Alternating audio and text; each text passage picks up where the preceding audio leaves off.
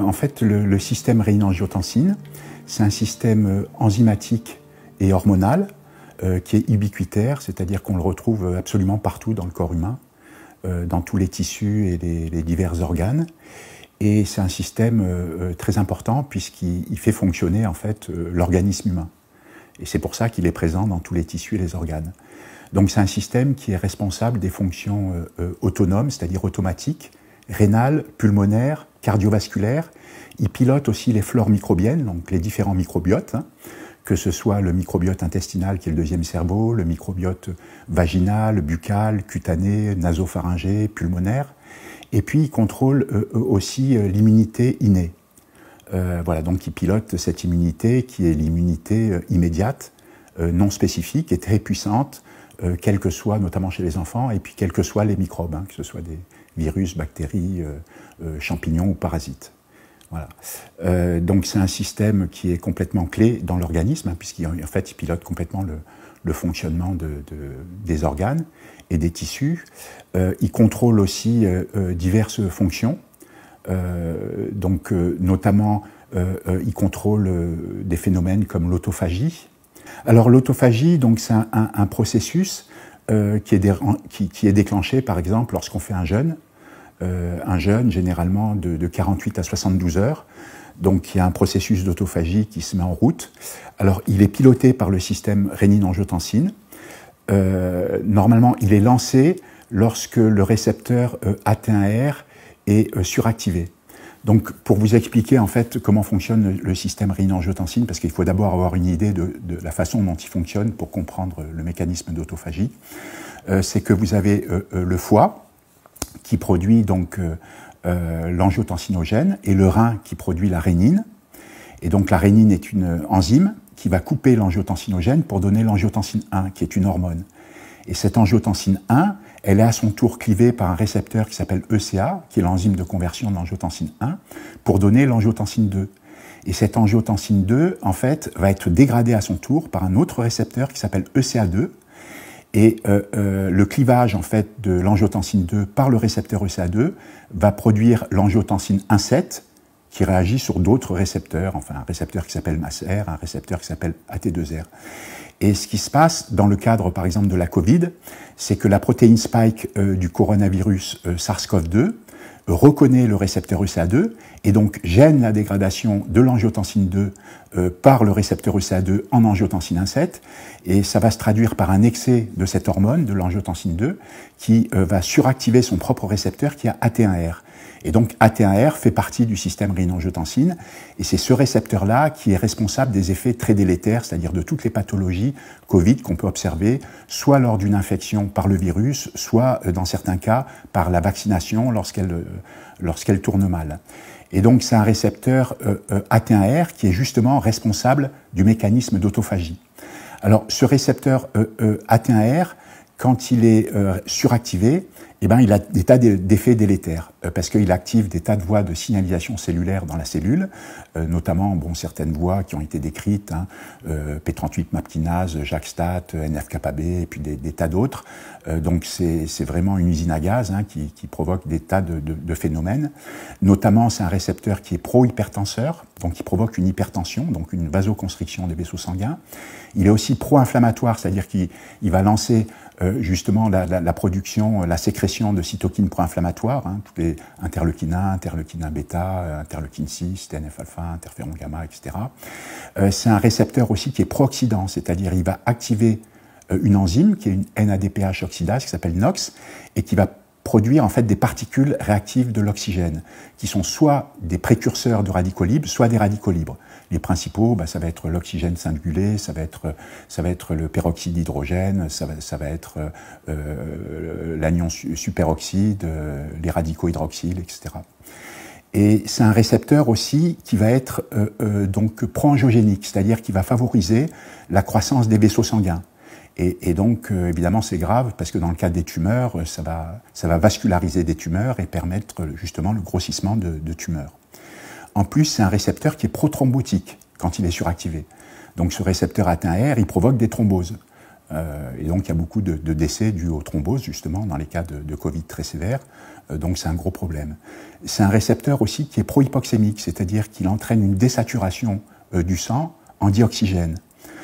Et donc cet effet prohypoxémique, donc, il se traduit par un effet prohypoxique, c'est-à-dire qu'il entraîne une déficience d'alimentation en dioxygène des tissus et des organes, hein, puisqu'il y a une désaturation du sang en oxygène, c'est-à-dire que l'hémoglobine en fait, du sang n'est pas capable de transporter correctement le dioxygène.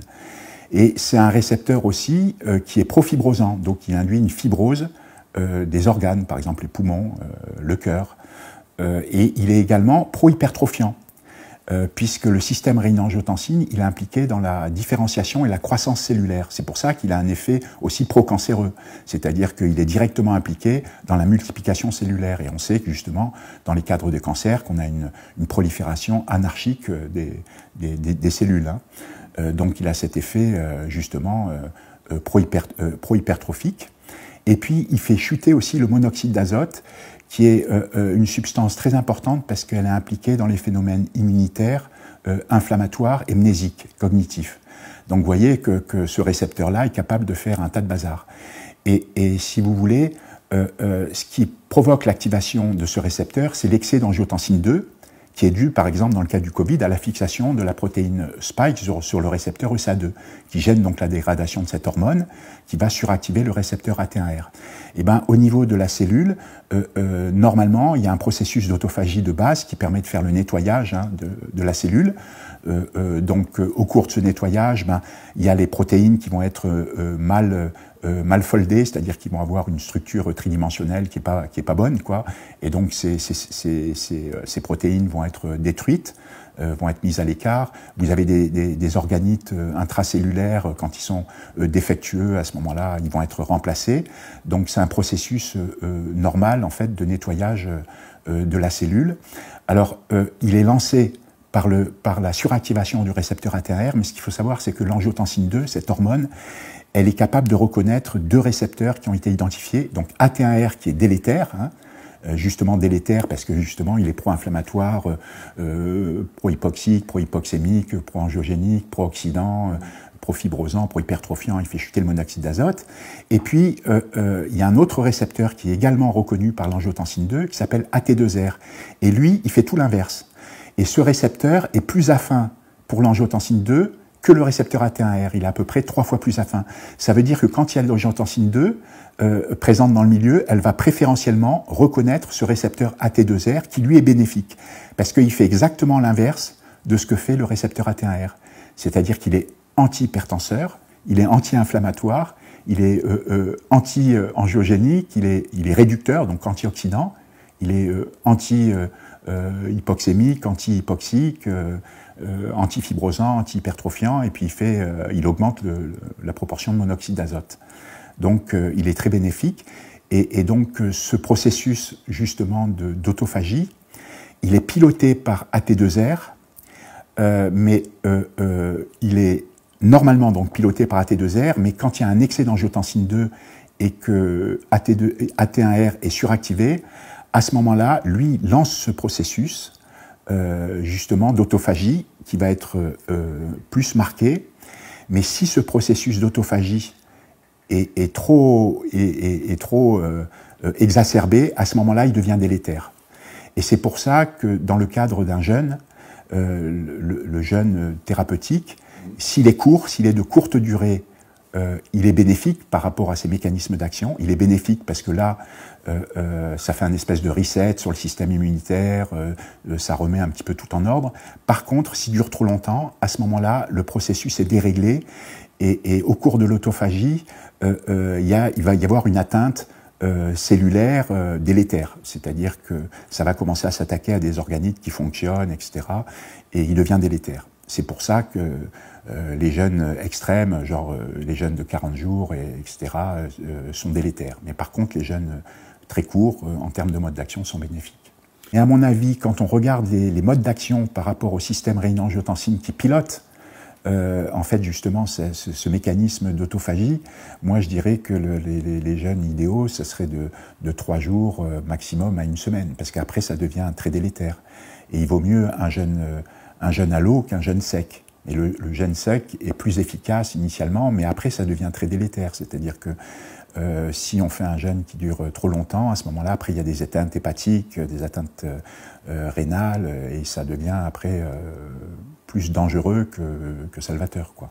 C'est un système vraiment qui est clé, et en fait, c'est un système qui est complètement méconnu, parce que il est étudié en première année de médecine, et il est complexe, c'est un petit peu la bête noire des étudiants de médecine, parce que le système est quand même complexe à assimiler. Et après, pendant toutes les études de médecine, il est plus étudié. Sauf lorsqu'on fait une spécialisation en néphrologie, où on demande aux personnes qui font cette spécialisation, en fait, de regarder leurs cours de première année. Mais les cours de première année sont assez succincts, c'est vraiment le système rénine-angiotensine dans sa globalité. Et en fait, il est très très complexe, puisqu'il est responsable en fait du fonctionnement de tous les organes, et quand il est dérégulé, c'est-à-dire quand il est suractivé, il est responsable de tas de pathologies. Et ça, c'est nouveau. C'est-à-dire qu'il est responsable de pathologies nerveuses, neurodégénératives. Hein. On retrouve son implication pour Alzheimer, pour Parkinson, pour la démence, pour un petit peu tout, enfin tous les troubles pathologiques, la schizophrénie aussi. On le retrouve au niveau des pathologies gastro-intestinales. On le retrouve au niveau de pathologies du système immunitaire. Il est présent pour le cancer, il est présent pour les maladies auto-immunes, puisqu'il pilote l'immunité innée. Donc en fait, toutes les pathologies, y compris la sarcoïdose, dont on ne connaît pas l'étiologie, en fait, c'est le SRA, c'est le système rénine-angiotensine qui est associé à la sarcoïdose aussi. Donc on se rend de plus en plus compte qu'il a une place complètement centrale. Et en fait, sa dérégulation affecte absolument tous les organes, y compris le cerveau. Et puis tout le système vasculaire aussi, puisque toutes les cellules de l'endothélium vasculaire ont un SRA. Et ce qui est nouveau aussi, c'est que le système rénine-angiotensine, il est présent à la surface des cellules, mais il est présent aussi à l'intérieur des cellules, c'est-à-dire qu'il a une activité autocrine, c'est-à-dire qu'il est capable d'agir sur lui-même. Il est dans une cellule, cette cellule est capable par exemple de produire une hormone qui va agir directement sur son propre système. Donc la cellule est capable d'agir sur elle-même. Mais elle a également, en plus de cette activité autocrine, elle peut agir sur des cellules voisines, donc en paracrine. Et elle peut agir à distance via la circulation sanguine en endocrine. Et elle peut également agir en intracrine, c'est-à-dire qu'il y a un système rénine-angiotensine qui est présent dans la cellule, au niveau de toutes les membranes. C'est-à-dire qu'on a pu identifier la présence du système rénine-angiotensine, ce qui est complètement unique, hein, au niveau de la membrane nucléaire, donc sur le noyau cellulaire. On le retrouve aussi sur la face interne des membranes mitochondriales, qui sont les centrales énergétiques de la cellule, et on les retrouve aussi au niveau des endosomes, des lysosomes, des exosomes, du réticulum endoplasmique, du réticulum sarcoplasmique. En fait, il est présent sur toutes les membranes cellulaires, et ça, c'est quelque chose de nouveau. Et en fait, il est présent sur toutes ces membranes parce que donc il est présent partout, parce qu'il a besoin de tout contrôler. Et c'est pour ça qu'il pilote absolument tout dans l'organisme, et c'est ce qui est nouveau. Personnellement, j'ai fait un article pour soutenir que, à mon sens, le système rénine-angiotensine est responsable de toutes les pathologies humaines non génétiques.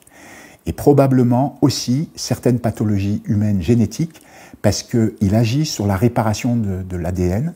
Donc il intervient dans la réparation de l'ADN, et il intervient aussi sur l'action de la télomérase, qui est une enzyme, en fait, une ribonucléoprotéine qui agit pour allonger les télomères. Et donc le système rénine-angiotensine est aussi impliqué dans le vieillissement cellulaire, dans la sénescence.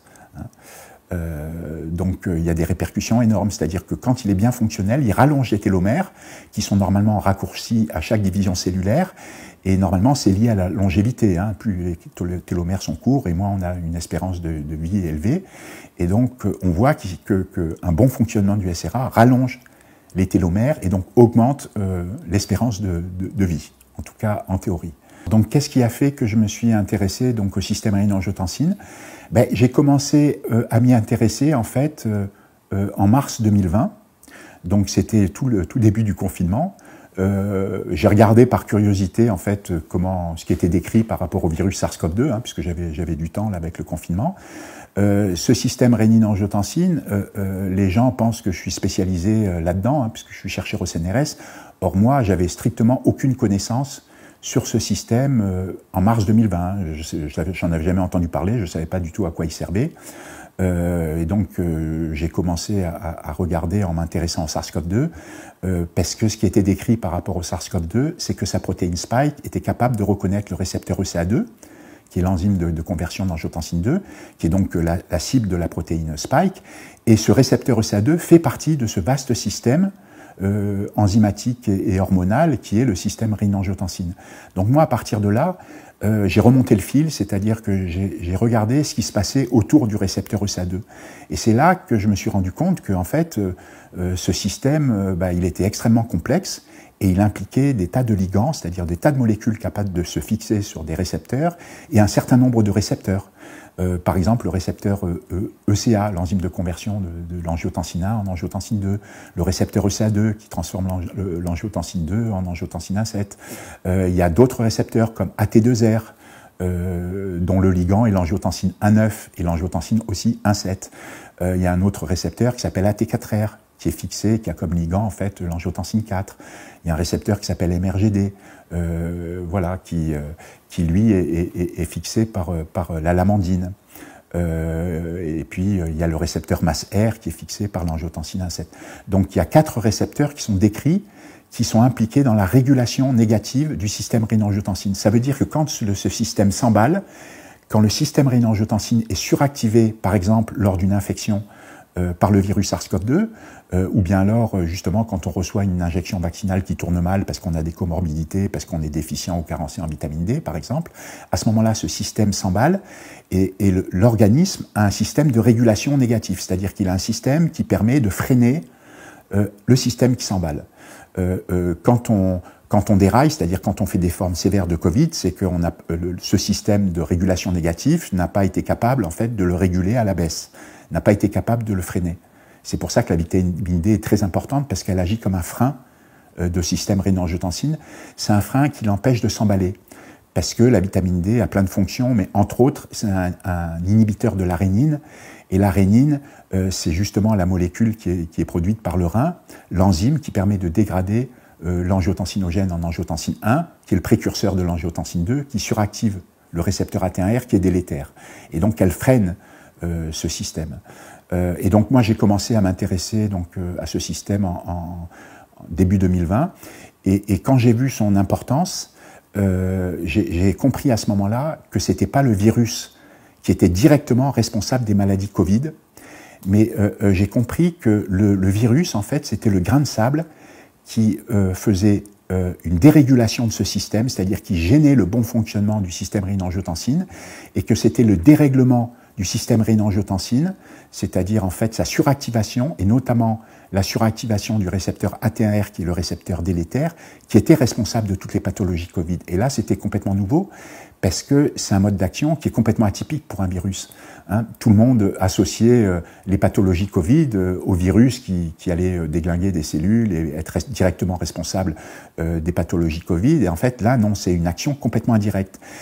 C'est-à-dire que le virus, il intervient dans les pathologies Covid uniquement parce qu'il dérégule ce système physiologique.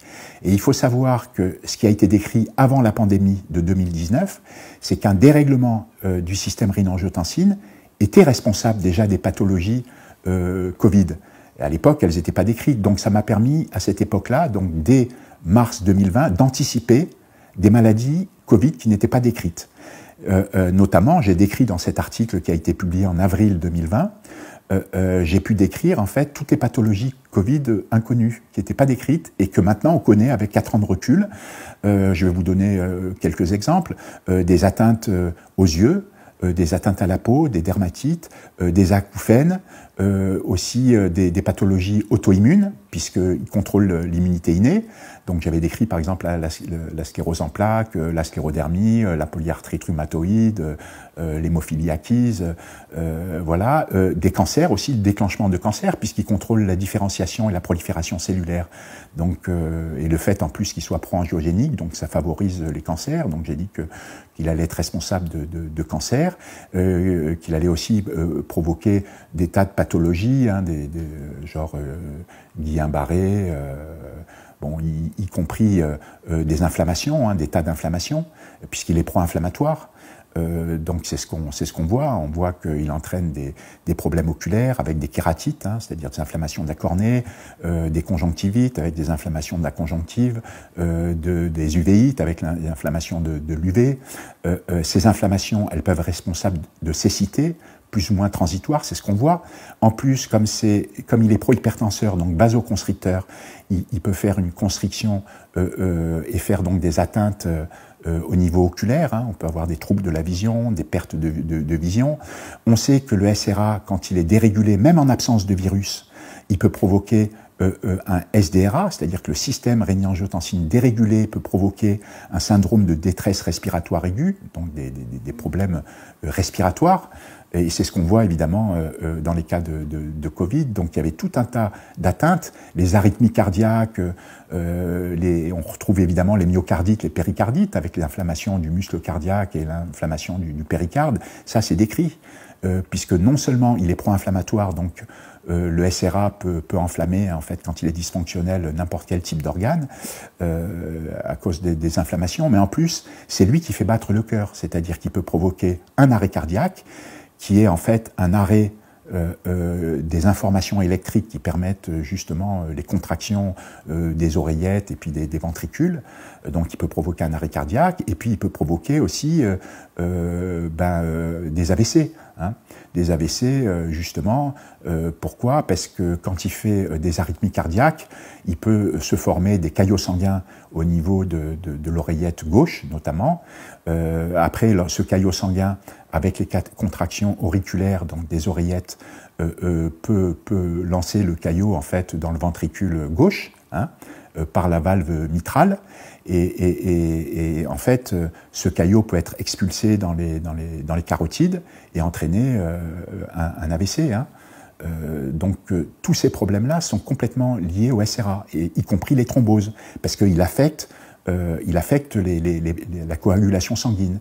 Et ça va même plus loin, c'est que quand il est dérégulé, non seulement il affecte la cascade de coagulation sanguine, on sait qu'il y a 13 facteurs qui ont été décrits, qui sont impliqués dedans, mais il inhibe la fibrinolyse, c'est-à-dire que l'organisme humain a son propre système de régulation. Quand il voit qu'il y a des caillots qui se forment au niveau du système vasculaire, et donc il faut éliminer ces caillots sanguins hein, parce qu'ils empêcheraient le sang de circuler. À ce moment-là, il y a un système qui se met en route, qui est la fibrinolyse, qui est la dégradation de ces caillots sanguins en utilisant notamment une enzyme qui s'appelle la plasmine, qui dégrade la fibrine qui est couplée aux plaquettes sanguines. Et lui, il inhibe cette fibrinolyse. Donc il est très vicieux, c'est-à-dire que quand il est suractivé, non seulement il favorise la formation des caillots sanguins, et il empêche l'organisme de réagir à cette formation des caillots sanguins en dégradant les caillots sanguins. Donc c'est très très vicieux. C'est pour ça que quand on a des problèmes avec le SRA et qu'on est à risque de thrombose, il faut contrôler ces dédimères. Hein, puisque quand il y a une fibrinolyse, c'est-à-dire une dégradation de ces caillots sanguins, il y a une libération des dédimères et il faut les surveiller parce qu'on est à risque de thrombose quand les dédimères sont supérieurs à 500 nanogrammes par millilitre. Hein, la moyenne étant normalement à 230 nanogrammes de dédimères par millilitre. Les dédimères, tu peux nous dire de mots? Alors les dédimères, en fait ce qui se passe, c'est que dans la cascade de coagulation sanguine qui va être lancée par le système rénine-angiotensine, en fait ce qui se passe, c'est qu'il y a le fibrinogène qui polymérise pour donner de la fibrine. Et lorsqu'il y a une activation donc, des cellules de l'immunité innée avec le système rénine-angiotensine, il y a une production donc, de cytokines pro-inflammatoires, dont l'interleukine 6. Et l'interleukine 6, elle fait un recrutement des plaquettes sanguines. Et ces plaquettes sanguines donc, sont à l'origine aussi des thromboses. Hein. Et il y a les granulocytes neutrophiles qui sont activés aussi, qui guident en fait justement les plaquettes sanguines sur les sites des thrombis, là où se forment les thromboses. Et donc il y a les caillots sanguins qui se forment, hein, c'est-à-dire qu'il va y avoir une polymérisation du fibrinogène en fibrine par une enzyme qui s'appelle la thrombine. Et l'organisme réagit donc par une fibrinolyse pour éviter qu'il y ait des caillots sanguins qui sont là. Ces caillots sanguins sont repérés par un facteur qui s'appelle le facteur de von Willebrand, qui circule en fait dans le système vasculaire, qui regarde quand il y a des aspérités, etc., et qui fait un peu le gendarme, la sentinelle en fait dans le système sanguin. Et à ce moment-là, il y a une fibrinolyse qui est ordonnée pour enlever ces caillots sanguins, qui implique la plasmine. Et donc cette plasmine, justement, dégrade la fibrine, et en dégradant la fibrine, elle relargue des dédimères. Et c'est pour ça que le taux sanguin qu'on a de dédimères reflète en fait un peu les caillots sanguins qu'on a dans le corps. Ça traduit directement en fait les caillots sanguins qu'on a dans le corps. Et lorsque ces caillots sanguins ces dédimères, ce taux de dédimères est élevé, à ce moment-là, il faut réagir parce qu'on a un risque de thrombose. Alors comment réagir? Il y a des médicaments qui existent pour ça, par exemple le Plavix, mais surtout, il est recommandé, par exemple, de prendre de l'acide acétylsalicylique, qui est plus connu sous le nom d'aspirine. Et il faut prendre soit du cardégique, soit de l'aspigique, c'est-à-dire de 50 à 75 mg, parce que ce sont des antiagrégants plaquettaires, et donc ça empêche, ça fluidifie le sang et ça empêche les caillots sanguins de se former. Alors, il faut se méfier des dédimères parce que normalement c'est 230 nanogrammes de dédimères par millilitre de sang, mais ça dépend aussi des personnes, c'est-à-dire que les femmes enceintes ont des taux normaux de dédimères qui sont plus élevés. Ce taux de dédimères, il varie aussi en fonction de l'âge de la personne. Plus on vieillit, plus le taux de dédimères augmente. Si on a subi, par exemple, une opération, on a un taux de dédimères qui est plus élevé. Si on a des œdèmes, si on a pris des coups, hein, par exemple une femme battue qui a pris des coups, elle va avoir un taux normal de dédimères qui va être plus élevé. Donc ce taux de dédimères n'est pas fixe. Mais par contre, quand ça dépasse les 500 nanogrammes de dédimères par millilitre de plasma, là c'est qu'on est à risque et qu'il vaut mieux prendre de l'aspirine. Voilà. Et c'est une substance incroyable, l'aspirine. Il y a plus d'une centaine de papiers, je crois, par an qui concernent l'aspirine. C'est-à-dire on est encore en train de découvrir des propriétés de l'aspirine. C'est absolument fou. C'est antipyrétique, anti tout ce qu'on veut. Et ça a été décrit pour avoir un effet bénéfique dans les cas du Covid, justement. Donc dans les pathologies Covid, il intervient. C'est une molécule extraordinaire, un peu comme la vitamine D. Depuis mars 2020, j'ai fait plus de 80 articles. Je sais pas, maintenant je dois être peut-être à 84 ou quelque chose comme ça. Et sur le système rénine-angiotensine, j'ai dû en faire peut-être une cinquantaine. Mais d'articles scientifiques, c'est-à-dire d'articles revus par les pairs et publiés en anglais dans des journaux scientifiques. Voilà. Il concerne un petit peu tout. Le lien, par exemple, entre le SRA et les pathologies Covid. Donc ça a été le premier papier. Après, on a publié, sur l'intérêt des molécules qui agissent sur le système rénine-angiotensine pour traiter les pathologies Covid. Donc on avait soulevé très très tôt, dès avril 2020, on avait présenté des molécules qui étaient des candidats médicaments pour traiter le Covid. Par exemple, c'est l'angiotensine 1,7, c'est l'angiotensine 1,9, ça va être l'angiotensine 4, ça va être la lamandine, ça va être l'angiotensine A aussi, qui est un précurseur de la lamandine. Donc on avait mis en évidence que ces molécules, qui sont des ligands, des récepteurs, qui sont impliqués dans la régulation négative, c'est-à-dire dans le frein en fait du système rénine-angiotensine, ce sont des molécules candidates pour traiter un Covid. En plus, ce sont des molécules naturelles. Alors il y a d'autres molécules d'intérêt. Par exemple, les inhibiteurs de l'enzyme de conversion. Donc du récepteur ECA. Donc ce sont des médicaments comme le captopril, tous les médicaments qui se terminent en pril, ce sont des inhibiteurs ECA. Alors le récepteur ECA, lui, il transforme l'angiotensine 1 en angiotensine 2, qui est, lorsqu'il est en excès, le suractivateur du récepteur AT1R, qui est très délétère. Et donc il y avait un intérêt à inhiber justement l'activité du récepteur ECA. Alors il faut surveiller quand même sa tension artérielle parce que ce sont des antihypertenseurs, ce sont des médicaments antihypertenseurs. Mais à faible dose, ils pourraient traiter des pathologies Covid quand on ne fait pas d'hypertension, par exemple. Donc des inhibiteurs ECA, donc c'est les molécules comme le captopril, mais il y a également des sartans. Et les sartans sont des molécules très intéressantes parce que ce sont des antagonistes du récepteur AT1R, c'est-à-dire des substances qui sont capables de se fixer sur ce récepteur et inhiber son action. Alors, il y a toute une famille de sartans. Par exemple, vous avez le losartan, vous avez le telmisartan, l'olmesartan, le valsartan, voilà, vraiment toute une famille. Alors, ce sont des substances qui sont des antagonistes d'AT1R, donc elles sont des médicaments potentiels pour traiter des Covid et pour traiter aussi d'autres pathologies, hein, que ce soit des cancers, des maladies auto-immunes, des pathologies neuropsychiatriques ou neurodégénératives. En fait, ça doit agir, avoir un effet bénéfique sur tout, y compris sur la sarcoïdose, puisque et ce sont des molécules qui bloquent le processus d'autophagie délétère, hein, celui qui commence à dégrader des organites ou des protéines bien foldées ou des organites qui sont fonctionnels, hein, intracellulaires. Donc dans les sartans, vous avez par exemple le losartan. Alors ce losartan, il a une demi-vie très courte, elle est de 2 heures.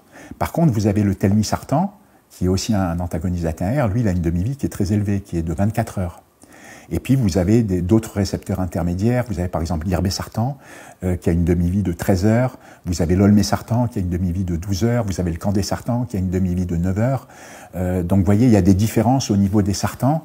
Le plus puissant, le plus affin pour le récepteur AT1R, c'est le candesartan.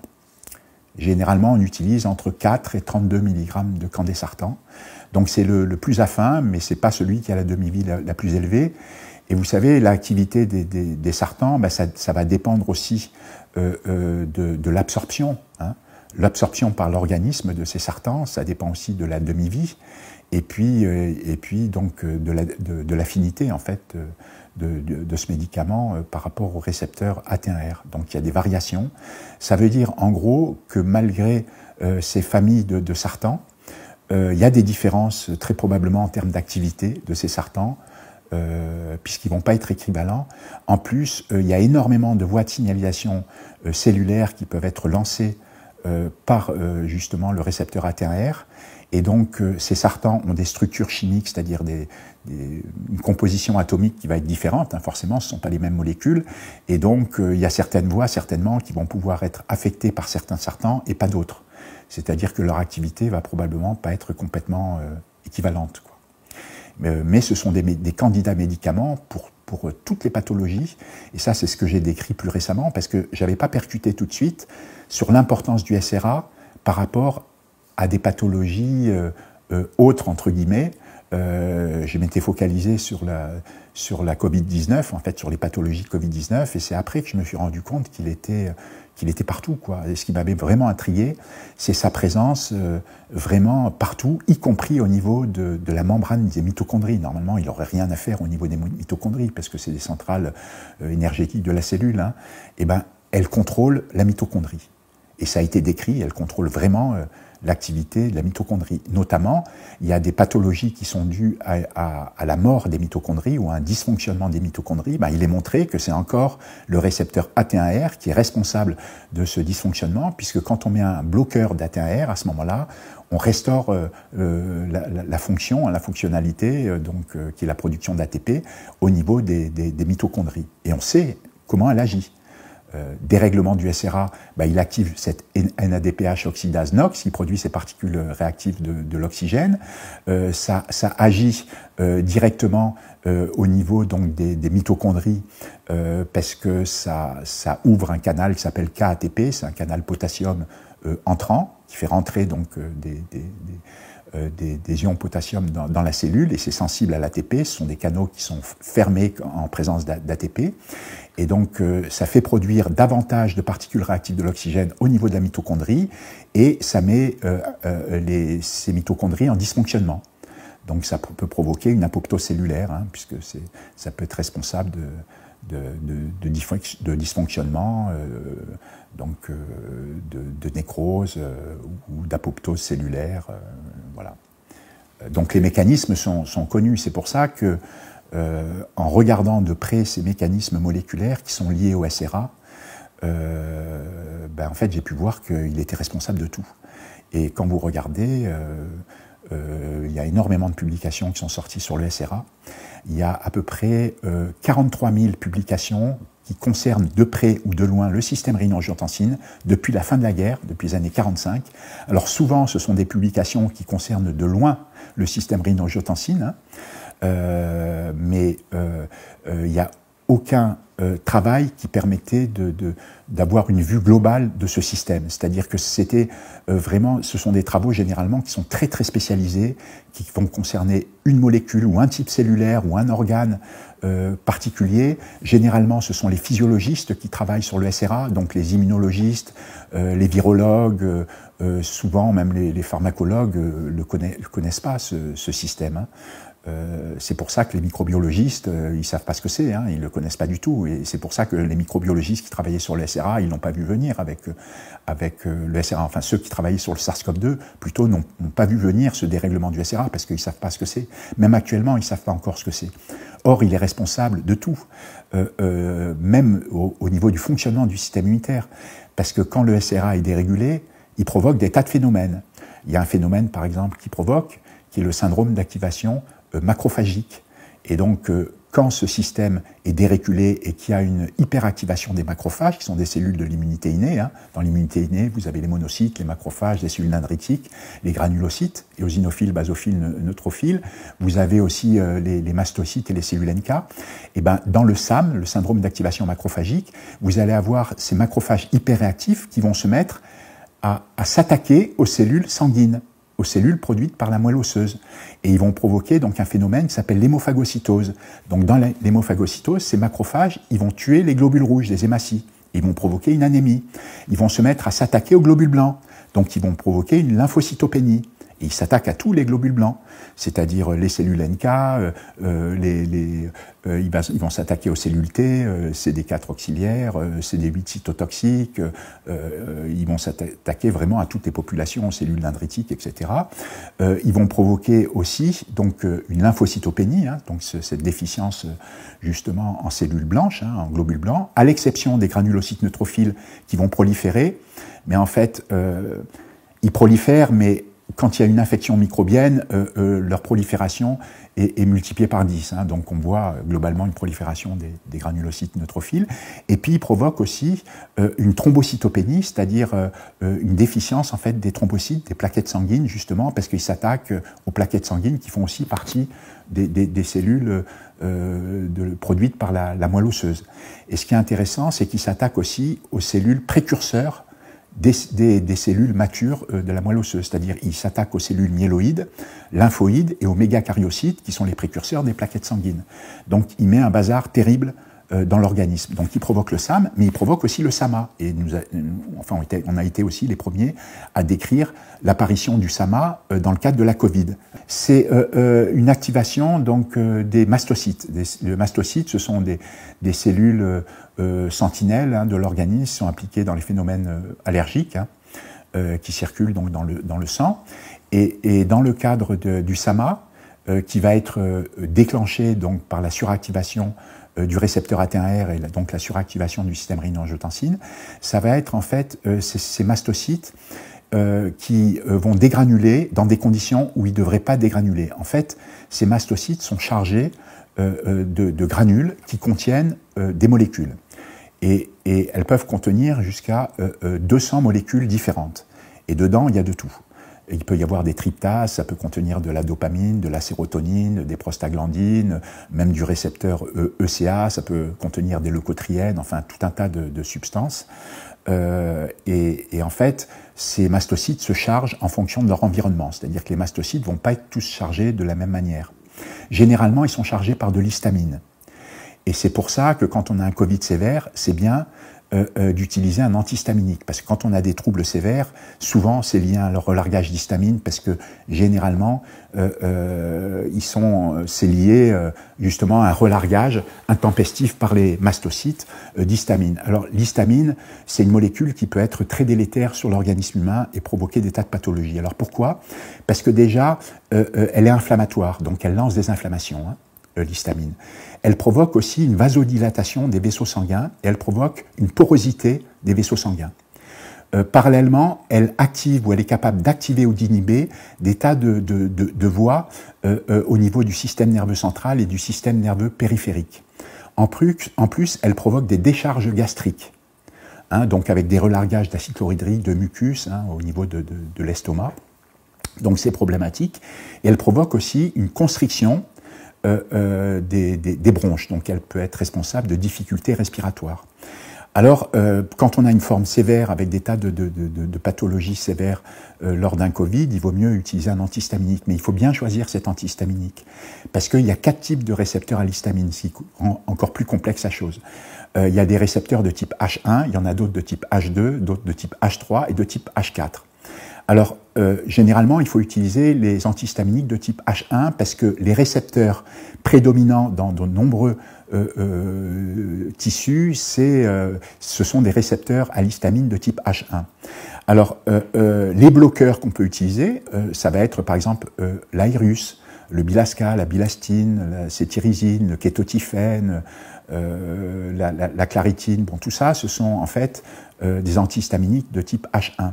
Alors, les récepteurs de type H1, on les trouve préférentiellement au niveau des muscles lisses, donc ça va être les bronches, les intestins, mais on les retrouve aussi au niveau des fibres nerveuses, et on les retrouve au niveau des cellules immuno-inflammatoires, donc ça va être les monocytes, les macrophages, cellules dendritiques. Les récepteurs à l'histamine de type H2, ils vont être prépondérants au niveau du cœur et de l'estomac. Donc, suivant les troubles qu'on a, par exemple, si on a un SIBO, il vaut mieux utiliser de la famotidine, qui est le bloqueur, enfin, un des bloqueurs des récepteurs à l'histamine de type H2. Si on a des troubles au niveau des fibres nerveuses, qu'elles soient centrales ou périphériques, il vaut mieux utiliser un bloqueur, en fait, des récepteurs de l'histamine de type H3. Et l'exemple, ça va être le Toplexil, hein, c'est l'oxomémazine. Et puis, dans certains cas, il va falloir utiliser l'adriforan, qui est un médicament qui est un antihistaminique de type H4. Voilà. Et en fait, les récepteurs à l'histamine de type H4, on les retrouve au niveau prépondérant, au niveau des cellules immuno-inflammatoires, donc monocytes, macrophages, cellules dendritiques. Voilà. Alors, en cas de Covid, bon, il y a tout un arsenal thérapeutique. On peut utiliser aussi des antileucotriènes. Par exemple, le montelukast ou le singulaire. Ça, c'est intéressant parce que parfois, les mastocytes peuvent relarguer justement des leucotriènes. Les leucotriènes, ce sont en fait des substances qui sont déjà impliquées dans la constriction des bronches, mais aussi ce sont des molécules qui normalement sont impliquées dans le chimiotactisme, justement, donc elles font venir les cellules immuno-inflammatoires en fait sur des sites d'inflammation. Donc elles sont impliquées dans le chimiotactisme et c'est pour ça qu'elles peuvent avoir des effets délétères. Voilà. Et il faut savoir que dans le cadre du SMA, on peut avoir des tas de douleurs aussi parce que ça peut relarguer des prostaglandines qui sont impliquées dans les phénomènes nociceptifs et donc c'est dans les phénomènes de douleur. Hein. Donc ça peut agir, on peut avoir de la douleur à plusieurs niveaux parce que le SRA, il affecte aussi la bradykinine qui est impliquée dans les processus nociceptif, en plus d'avoir son effet vasodilatateur. Normalement, la bradykinine, elle est coupée par le récepteur ECA, qui est le récepteur, justement, qui coupe l'angiotensine 1 en angiotensine 2 au niveau du système rénine-angiotensine, donc elle est directement impliquée dans le SRA. Le SRA dysfonctionnel, il provoque justement ce relargage, ce SAMA, donc, qui est délétère. Et puis, il peut provoquer un SIBO aussi. C'est une pullulation en fait des bactéries du côlon dans l'intestin grêle et il y a des tas de pathologies qui sont rattachées au SIBO. Par exemple, vous allez avoir le POTS, hein, le syndrome de tachycardie orthostatique posturale, qui va être relié au SIBO. Vous avez aussi l'hypotension orthostatique qui est reliée au SIBO. Hein. Donc vous avez le récepteur AT1R quand il est suractivé qui est pro-hypertenseur, mais vous pouvez avoir aussi, en cas de dérèglement du SRA, une hypotension. Justement, parce que quand vous avez un SIBO, vous pouvez avoir une hypotension. Voilà. Alors, le SIBO, c'est différent, c'est donc une pullulation des bactéries du côlon dans l'intestin grêle. Alors, enfin, si vous voulez, je vous détaille un petit peu le système. Dans le système digestif, vous avez donc le tube digestif, donc vous avez la bouche, la cavité buccale, après vous avez le pharynx, vous avez l'œsophage. Après, vous avez l'estomac, le pylore. Après, vous avez l'intestin grêle ou le petit intestin. Donc, vous avez le duodénum, le jéjunum et l'iléon. Après, vous avez la valvule iléocolique. Et après, vous avez le côlon. Donc, c'est le gros intestin qui contient le rectum et qui se termine par l'anus. Donc, vous avez à peu près 7 mètres pour l'intestin grêle. Et puis, le côlon avec le rectum jusqu'à l'anus, c'est à peu près 2 mètres. Et en fait, tout le long de ce tube digestif, hein, donc dans le tractus digestif, vous avez en plus la vésicule biliaire, le pancréas, la rate et le foie. Donc dans tout ce tractus digestif, donc vous avez des bactéries qui sont très importantes. Hein. Vous avez le microbiote intestinal qui est très important parce que c'est le deuxième cerveau. Hein. Il communique en permanence avec le système nerveux central. Donc le système nerveux central, c'est quoi? C'est l'encéphale et la moelle épinière.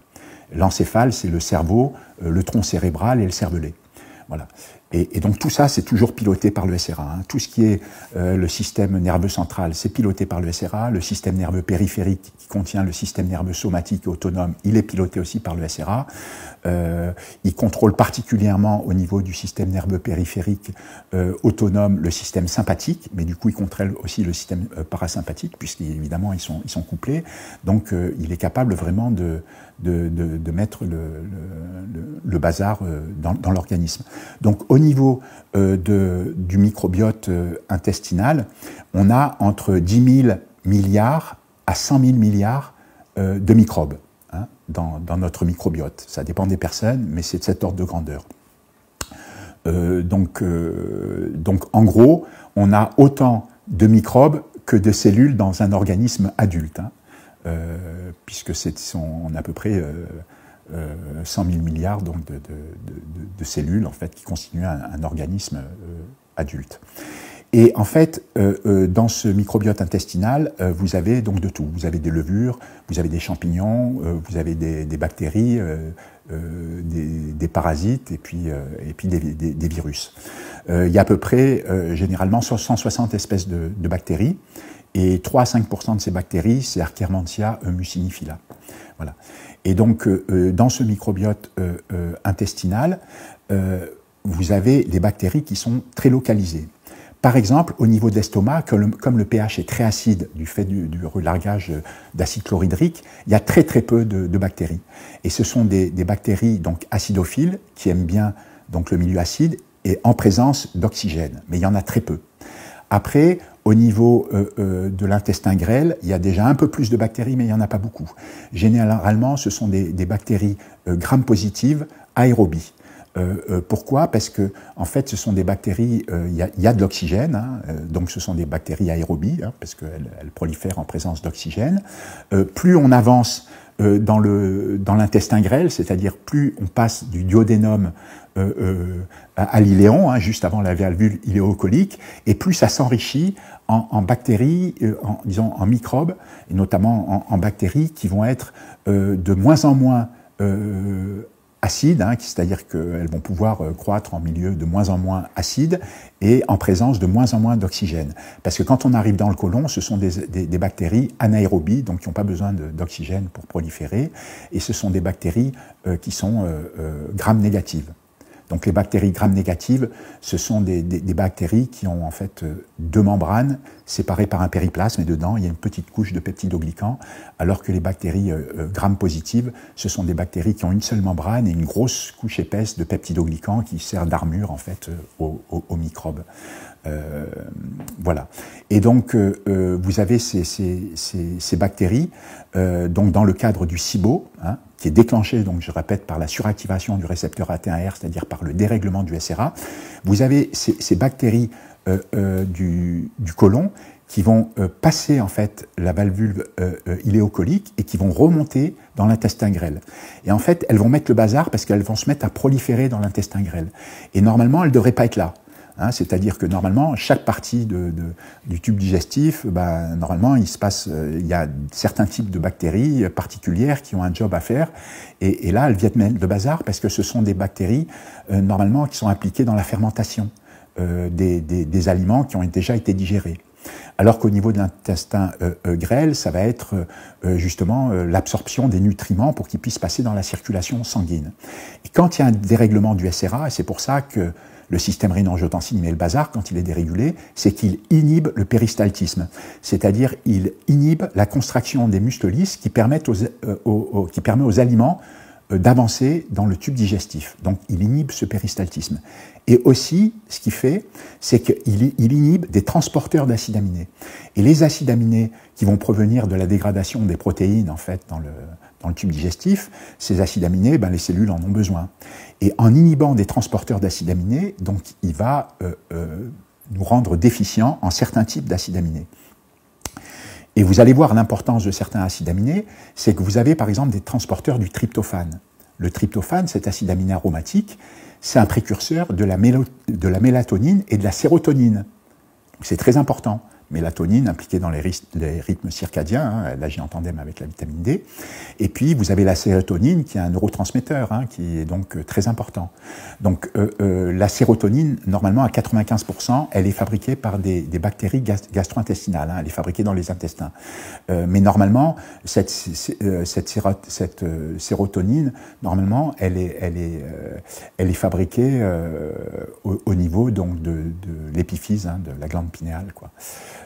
Voilà. Donc ça va inhiber donc cette production de mélatonine, également de sérotonine, et puis ça va inhiber aussi l'absorption d'acides aminés qui s'appellent la phénylalanine et la tyrosine, qui sont deux acides aminés aussi aromatiques. Alors en fait, il y a trois types d'acides aminés aromatiques. Il y a le tryptophane, et il y a la phénylalanine et la tyrosine.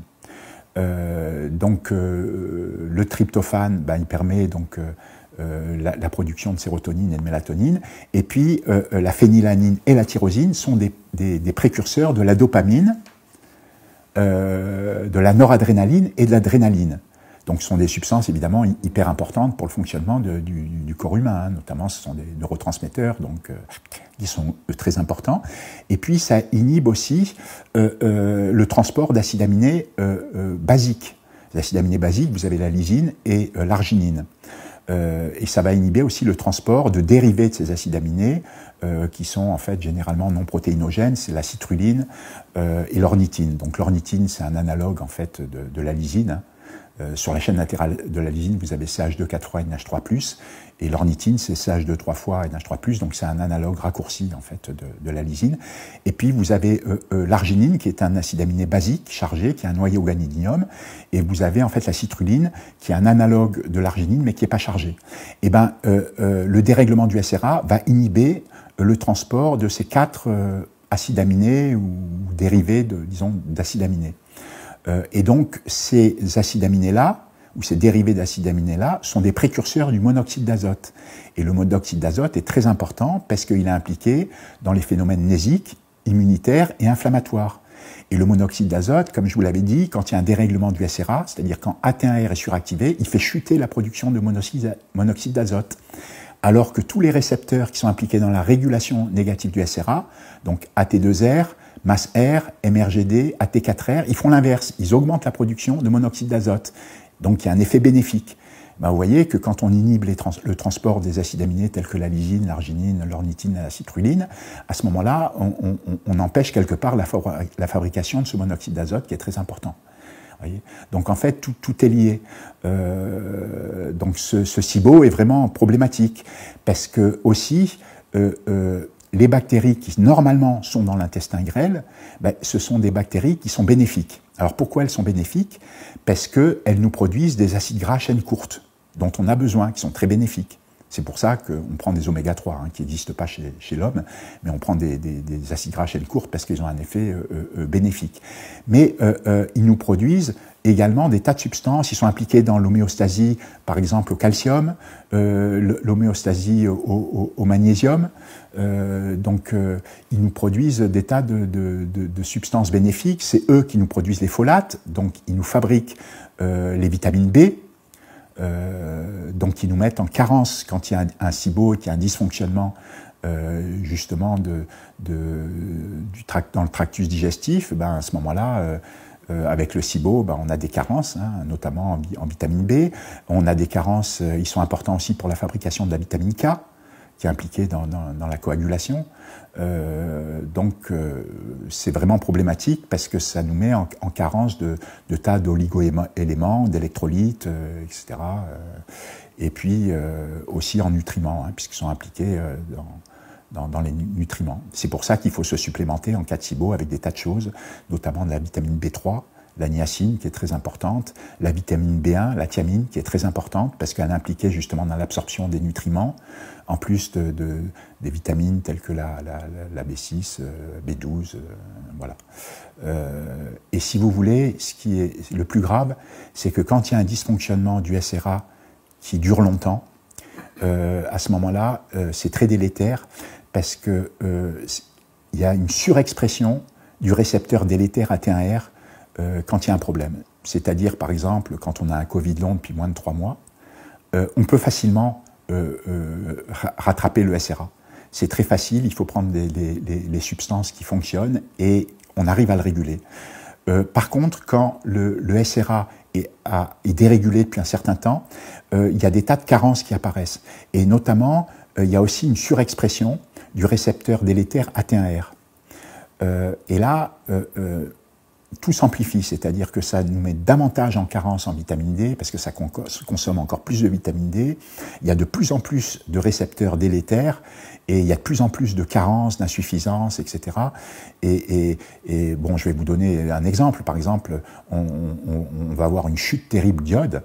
C'est pour ça qu'il faut se supplémenter en iode, hein. Il faut prendre de l'iode, hein. C'est à peu près 400 microgrammes par jour pour compenser cette chute d'iode, hein, qui est très importante parce que, notamment pour la thyroïde, hein, pour un fonctionnement de la thyroïde, hein, puisque l'iode, elle permet justement de transformer la T2 en thyroxine, hein, l'hormone qui fait fonctionner la thyroïde, et la T3 est transformée en T4, en thyroxine, justement, grâce à l'iode. Donc il faut avoir de l'iode.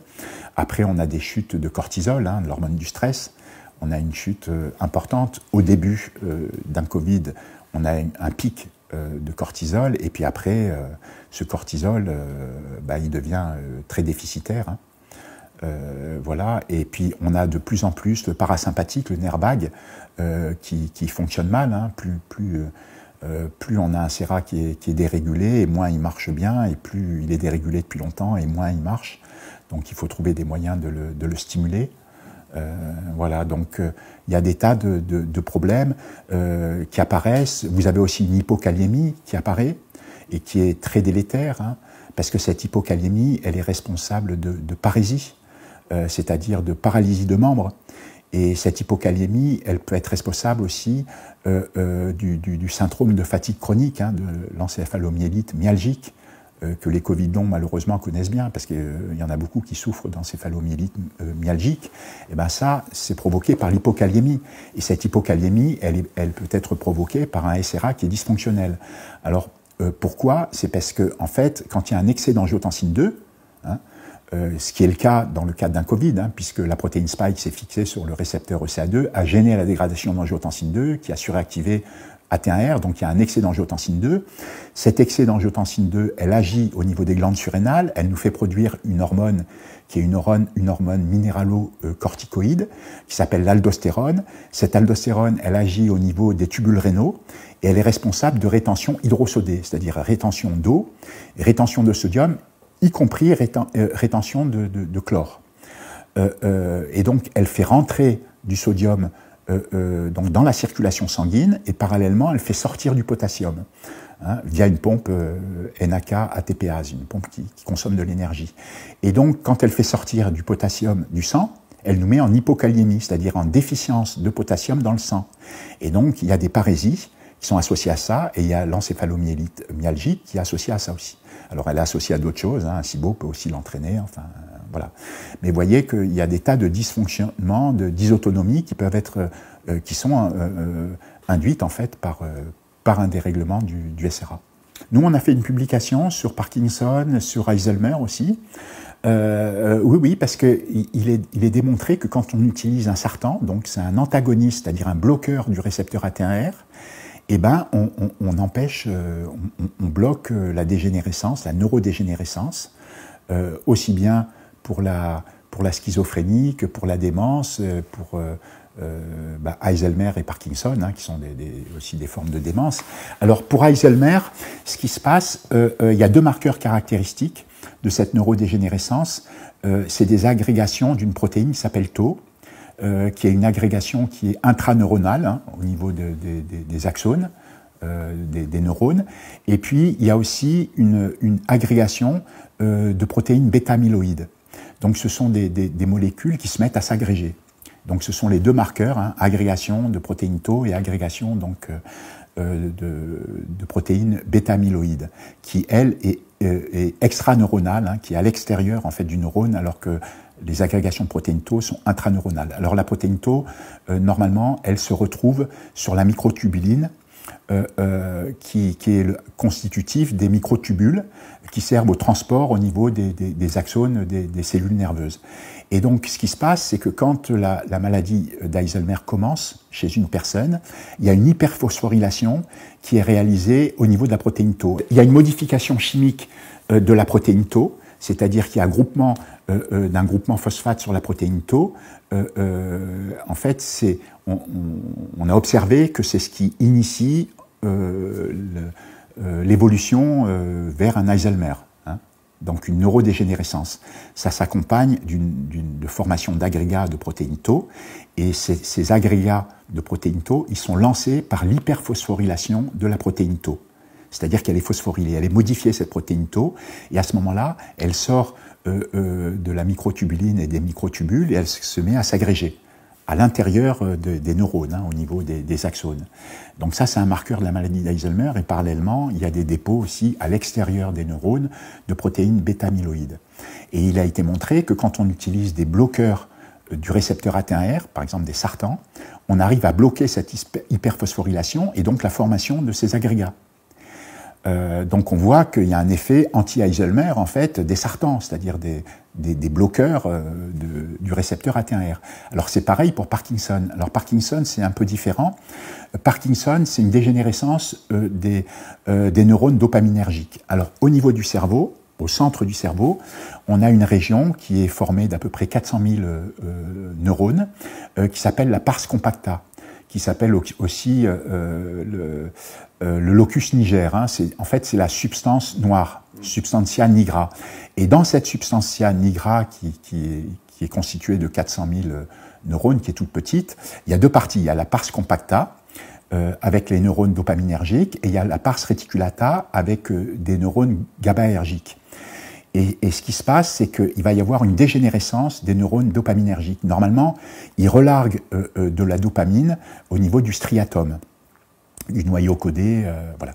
Et en fait, ils se mettent à déconner, en fait, et ils relarguent de moins en moins de dopamine au niveau du striatum, jusqu'à ne plus en relarguer. Il y a une dégénérescence, c'est-à-dire que ces neurones meurent. Alors, ils meurent parce qu'ils se forment aussi des agrégats, ils se forment des corps de Lewy, ça s'appelle, et ces corps de Lewy contiennent deux types de molécules, des neurofilaments, qui s'agrège aussi, et de l'alpha-synucléine qui s'agrège aussi. C'est une protéine qui est impliquée dans la formation des synapses.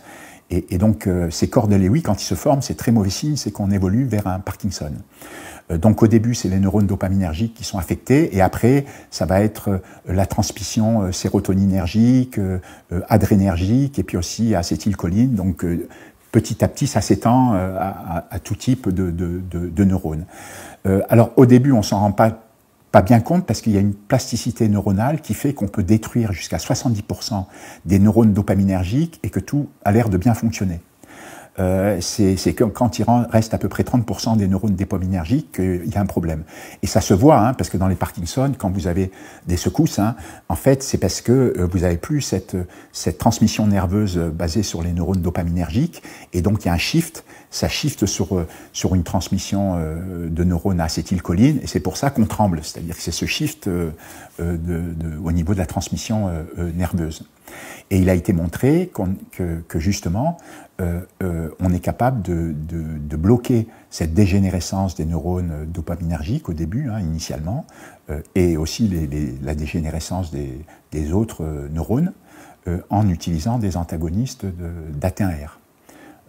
Donc ça a été démontré, et il faut savoir aussi que la dopamine, elle est aussi produite directement sous contrôle du système rénine-angiotensine, parce qu'elle contrôle la production de toutes ces hormones. Elle contrôle par exemple la production d'ADH, hein, d'hormones antidiurétiques, hein, de la vasopressine au niveau du système nerveux.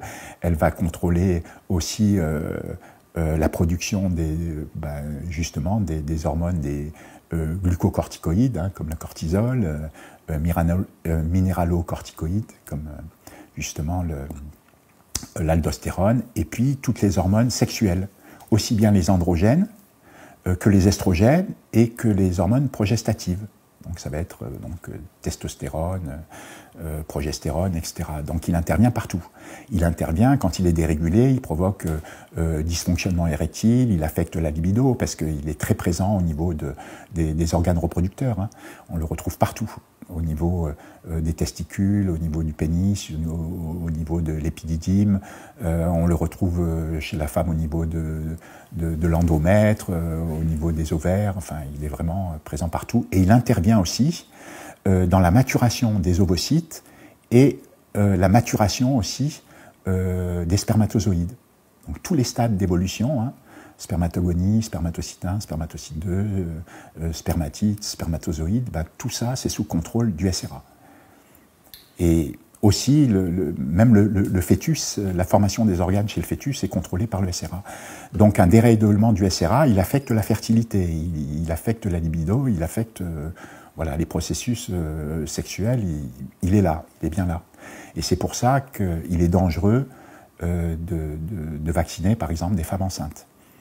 C'est dangereux parce que ces vaccins-là ne sont pas au point, les vaccins entre guillemets anti-Covid ne sont pas au point, et notamment la protéine spike qui est vaccinale, qui est produite par exemple par les vaccins ARN messagers, peut complètement affecter des développements du fœtus et agir de façon négative justement sur les développements. Voilà, puisque tous les éléments du SRA sont là. Ils sont détectés jusqu'à 3 semaines après la conception, hein. Donc ils sont détectés très tôt, et évidemment qu'ils sont présents dès le début, hein. C'est-à-dire que ce n'est pas parce qu'on les détecte au bout de 3 semaines qu'ils sont présents juste au bout de 3 semaines, c'est qu'on les détecte au bout de 3 semaines. Mais ils sont forcément actifs dès le début, quoi. L'utilisation d'antihypertenseurs peut conduire à des problèmes sexuels, un problème de baisse de libido, dysfonctionnement érectile. Bon, on a même fait un article scientifique sur le dysfonctionnement érectile suite au Covid, un Covid moyen, modéré, enfin voilà. Et oui, parce que ça affecte la volémie aussi, hein, le volume sanguin, hein. La volémie est complètement contrôlée par le SRA, qui est affecté justement dans le cadre d'un Covid, hein, de la suractivation d'AT1R. Donc ça affecte absolument tout ce qu'on peut trouver au niveau du fonctionnement du corps humain. Il est tellement présent partout. Voilà.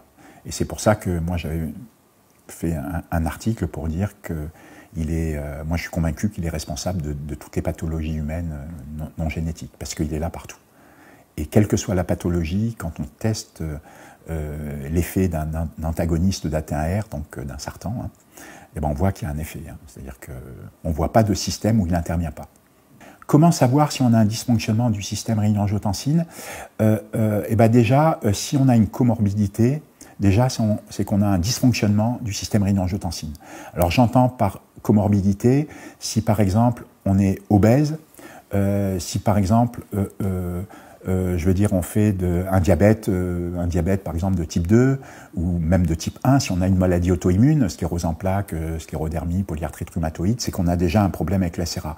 Si on a un cancer, c'est qu'on a aussi un problème avec le SRA. Si on est obèse ou si on est stressé, on dérégule aussi le SRA, donc il est présent un petit peu partout. Alors ce fonctionnement du SRA, ça va vraiment dépendre des personnes, parce qu'il y a un très très grand polymorphisme du SRA. C'est-à-dire qu'on n'a pas tous le même SRA. Le SRA d'un homme est différent de celui d'une femme. Alors pourquoi? Entre autres, vous avez le gène qui code pour le récepteur ECA2, hein, celui qui clive l'angiotensine 2 en angiotensine 1,7, ben, il est porté par un chromosome sexuel, chromosome X. Vous avez le récepteur AT2R qui est ciblé par l'angiotensine 2, qui lui aussi est codé par le chromosome sexuel X. Donc AT1R, lui, il est codé par le chromosome 3, donc c'est un autre chromosome, mais on voit déjà qu'il y a un lien avec le sexe. Hein. Et après, ce système-là, il va être différent en fonction de notre âge. C'est-à-dire que chaque personne va avoir son propre SRA et il va évoluer tout au cours de sa vie. C'est-à-dire qu'on n'a pas le même SRA quand on est un bébé, quand on est un enfant, un adolescent, un adulte ou une personne âgée. Il évolue en permanence. Il évolue, vous avez toujours les mêmes constituants, vous avez toujours les mêmes ligands, les mêmes récepteurs, mais ils sont en proportion variable et la distribution va être variable en fonction des tissus. Par exemple, chez les enfants, vous avez au niveau des voies aériennes supérieures, c'est pour ça qu'ils ne sont pas sensibles aux infections graves de type Covid, hein, au SARS-CoV-2, parce qu'ils sont très riches en récepteurs AT2R, beaucoup plus riches qu'un adulte. Plus on vieillit, plus on s'enrichit en récepteur AT1R qui est délétère. La biodistribution de ces récepteurs n'est pas la même. Donc on voit qu'il y a un effet très important. Alors, on sait aussi qu'il y a des tas de formes différentes. Il y a un polymorphisme génétique et protéique aussi des éléments du SRA, notamment des récepteurs du SRA. Par exemple, le récepteur ECA ou le récepteur ECA2, il y a un très grand polymorphisme.